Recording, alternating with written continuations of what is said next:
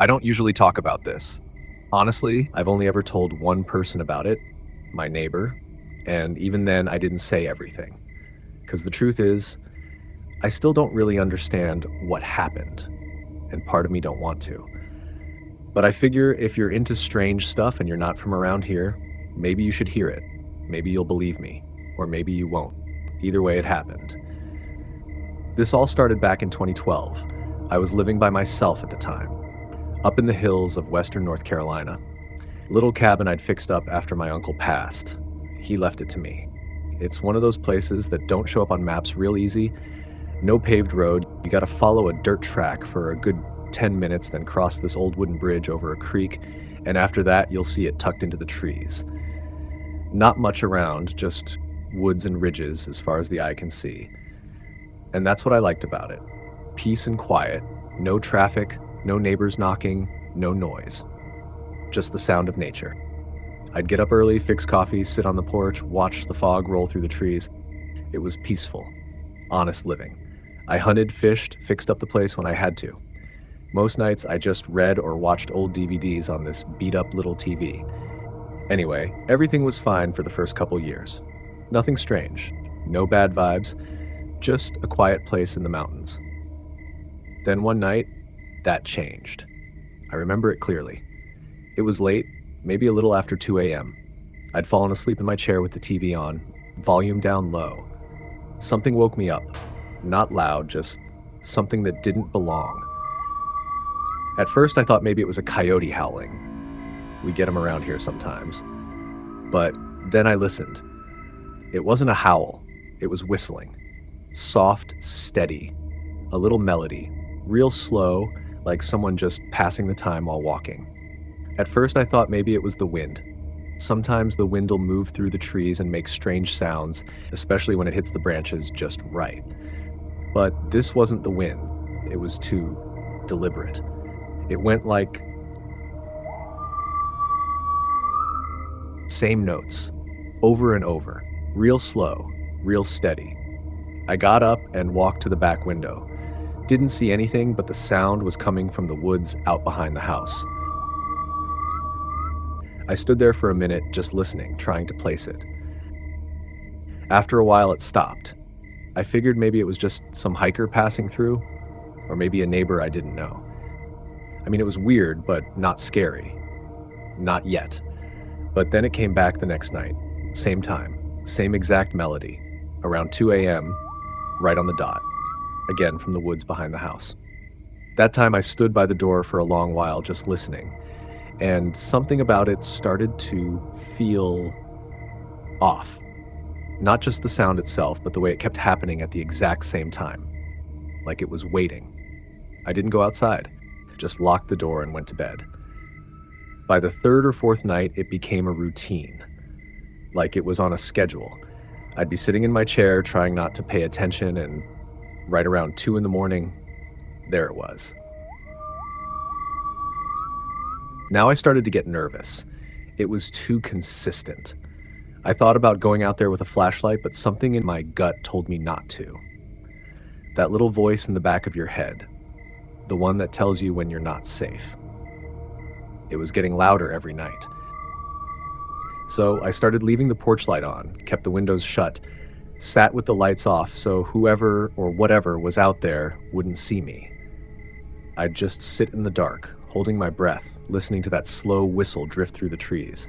It wasn't just creepy, it started to feel wrong, like it wasn't meant to be heard by human ears. Then one night, I broke my own rule. I looked. I don't know why I did it. I think I just couldn't take the not knowing anymore. I cracked the curtain real slow, just enough to peek out toward the tree line behind the house. And that's when I saw it. There was a figure standing at the edge of the woods, right where the porch light faded into shadow. Tall, thin, just standing there, barely moving. I couldn't make out any real features. It was too dark, but I could tell it wasn't a bear or a person in a coat. It had this stillness to it, like it didn't breathe. Just stood there, and it was whistling. Not even looking up, just pacing slowly back and forth at the edge of the trees like it was waiting for something. I froze. I couldn't stop staring. My heart was beating so hard I felt dizzy. I wanted to step away from the window, but I couldn't move. I just watched it. Then it stopped. It turned, slowly, and looked right at the house. That's when I dropped the curtain. Backed away, I couldn't breathe. I was shaking. It saw me. I know it did. And then the whistling stopped. And that's when I heard it. From out in the woods, in the exact same tone as my own voice, I heard it call out, "Hey." Just like that. Like how I call out to someone across the yard, but it was me. It was using my voice. I think I stood there for a whole minute before I ran to the back door and locked it. I turned off everything, lights, TV, even the clock. Sat on the floor of the hallway with my back to the wall and waited for the sun to come up. That was the longest night of my life. The next morning, I went out there with my shotgun, thinking maybe I'd find tracks or something, but there was nothing. No footprints, no broken branches, just dead leaves and silence. I tried to tell myself it was some prank, maybe a camper messing around, maybe I'd imagined it.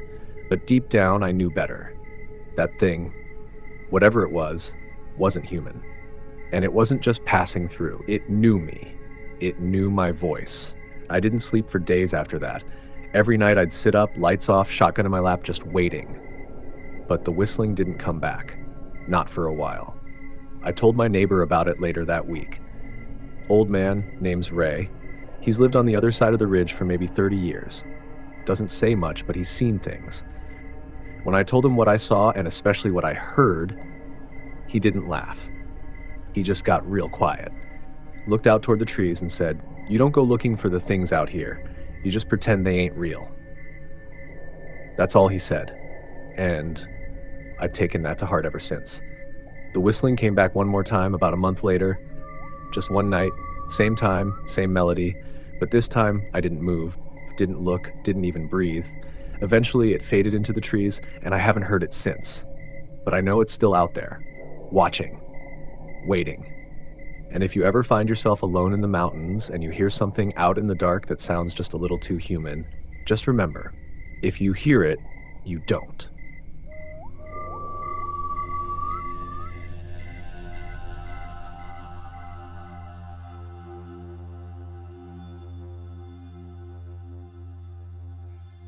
This happened a while ago. I want to say sometime in the early 2000s.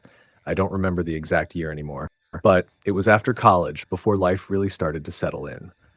I'd taken a few months off and decided to hike a long section of the Appalachian Trail by myself. I'd always liked being in the woods. It calmed me down. And the trail had this rhythm to it.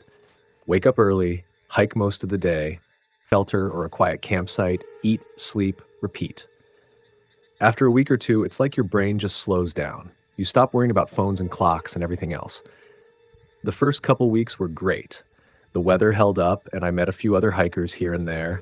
Some section hikers like me, a few through hikers pushing their way north. I wasn't trying to make friends, but it was nice to chat over a fire or split snacks when you ended up at the same shelter. It felt safe, comfortable. But somewhere around the Virginia stretch of the trail, things started to feel off. It was small stuff at first. One morning, I woke up and noticed that the rocks I'd placed in a little circle around my stove were moved. Not scattered, just rearranged. Almost like someone had been sitting there, lining them up again. I figured maybe it was an animal or the wind. Then a day or two later, I hiked into a campsite where I planned to spend the night, and I found boot prints already there. Not fresh enough to catch anyone still around, but definitely recent. They weren't mine, and they were deep. Someone with a heavy pack. I didn't think much of it. The trail's public, after all. People pass through all the time. But it kept happening. I'd camp alone miles from the nearest shelter or road, and I'd find signs that someone had been there. Small stuff. A branch that had been leaned up against a tree like a marker. Ashes from a fire that hadn't burned long. One time I found a half-smoked cigarette stubbed out on a rock near where I'd been sleeping. I don't smoke. Then, one evening, it stopped being subtle. I'd set up camp just off a ridge, maybe 50 yards off the main trail. It was a quiet little clearing, nice and flat. I'd gotten there late, maybe an hour before dark, made a quick dinner, crawled into my tent, read a few pages of a book, then turned in. Sometime after midnight, I woke up. It wasn't a sound that got me, it was a feeling. You ever just know something's not right? That pressure in your chest, like something's watching you? I laid there for a while, listening. The woods were dead quiet. No wind, no bugs, just nothing. Then I heard it. Footsteps. Slow, deliberate, on dry leaves. They weren't on the trail. They were close, circling my tent. I didn't move, didn't breathe, just lay there frozen, listening as someone or something walked slowly around the outside of my tent. Once, twice, then nothing. No zipper sound, no voice, no running, just silence again. I don't know how long I stayed awake after that. Probably until sunrise. When I finally unzipped the tent and stepped outside, there was nothing there. But the leaves had definitely been disturbed. Clear footprints leading around my tent, and they weren't mine. I packed up fast that morning. Didn't eat, didn't drink, just shoved everything in my pack and started hiking. My stomach was twisted the whole day. I kept checking over my shoulder. Every sound made me jump, but I never saw anyone. That night, I stayed at a shelter with 2 other hikers. I didn't tell them what had happened. I just felt better being around people. I figured maybe that would be the end of it. It wasn't. Over the next several days, I started seeing the same person again and again. Never up close, never with a conversation. Just in the distance. Always behind me. One day, I was crossing a ridgeline and I glanced back. Way down the slope, through the trees, I saw someone standing there. Still. Just watching. Too far to make out the face, but close enough to know they were looking directly at me. Another day, I passed a stream where I stopped to fill my water. There were fresh boot prints right where I knelt down. When I turned around, there was no one there. It started to feel like I was being followed. But here's the part that really got to me. He never got closer. He never spoke. He never made himself fully seen. He just stayed close. Just far enough that I couldn't call out. Just near enough to remind me I wasn't alone. It was like he knew the trail better than anyone. Like he knew exactly where I'd be next. Like he'd been living out there long enough to move through the woods without a sound. I started changing my routine, took side trails, hiked longer, camped in less obvious spots, doubled back once, hoping to catch whoever it was. Nothing. But every few days I'd catch that shape again. Off in the trees, sometimes crouched, sometimes standing. Just watching. I never saw his face. I don't even know if it was the same person each time. But it felt like it. Same height, same silence, same cold, heavy presence. Eventually I cut my trip short. I made it to a road crossing near a small town, flagged down a car, and hitched a ride. I didn't care about finishing the hike anymore. I just wanted out. I wanted to be around people. Concrete, noise, anything but trees and silence. I never reported it. What would I say? A man followed me but never talked to me. I didn't have photos, didn't have proof, but I know what I felt. I know what I saw. Because sometimes the scariest thing out there isn't a wild animal. It's not a storm or a ghost or some legend. Sometimes it's just a man.